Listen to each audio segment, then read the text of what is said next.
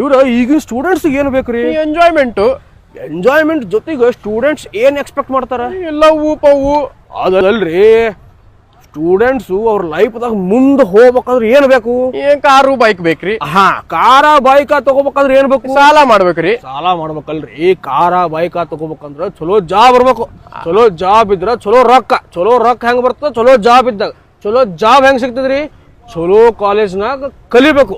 ಈಗಿನ ಕಾಲದಾಗ ಚಲೋ ಕಾಲೇಜ್ ಎಲ್ಲ ಬರೀ ಅದಲ್ರಿ, ಇಲ್ಲೇ S Vyasa deemed to be university college ICT enabled class rooms with centralised AC ಅದರಿ.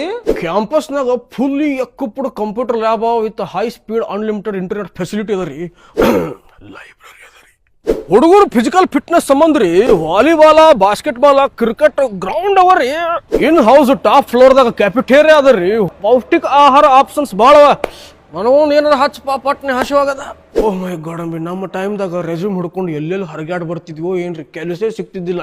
ಆದ್ರೆ S Vyasa college global IT tech park ಒಳಗೆ ಅದ. ಇಲ್ಲೇ ಕಲಿಯೋದು ಜಾಬೇ. ವರ್ಲ್ಡ್ ಕ್ಲಾಸ್ ಟ್ರೈನಿಂಗ್ ಮತ್ತು ಸ್ಕಿಲ್ ಡೆವಲಪ್ಮೆಂಟ್ ಸಂಬಂಧ ಎಸ್ ವ್ಯಾಸದವರು IBM, HP, ಇಂಟೆಲ್ ಜೊತೆ ಕೊಲ್ಯಾಬ್ರೇಷನ್ ಮಾಡ್ಯಾರ್ರಿ. ಗಿಚ್ಚಲ್ಲ ಇದು. ನಮ್ಮ ಟೈಮ್ದಾಗ ಕಾಲೇಜ್ ಕಿಡಿಕಿಲ್ಲ, ಬಲ್ಬ್ ಇಲ್ಲ, ಫ್ಯಾನ್ ಇಲ್ಲ. ಇದು ನೋಡಿದ್ರೆ ನನಗೆ ಕನ್ಫ್ಯೂಸ್ ಆಗ್ಲಿತ್ತೀರಿ. ರೆಸಾರ್ಟ್ ಬಂದಿನೋ ಕಾಲೇಜ್ ಬಂದಿನೋ. ನಮ್ಮ ತಂಗಿ ಮಗನ ಸಂಬಂಧ ಇಂಜಿನಿಯರಿಂಗ್ ಕಾಲೇಜ್ ನೋಡ್ಲಿಕ್ಕೆ ಬಂದಿದ್ದೆ ರೀ. ಇಷ್ಟು ಮಸ್ತ್ ಅದ ಅಂದ್ರೆ ನಾನೇ ಅಡ್ಮಿಷನ್ ಮಾಡ್ಬೇಕು ಅನಿಸ್ತಿತ್ತು.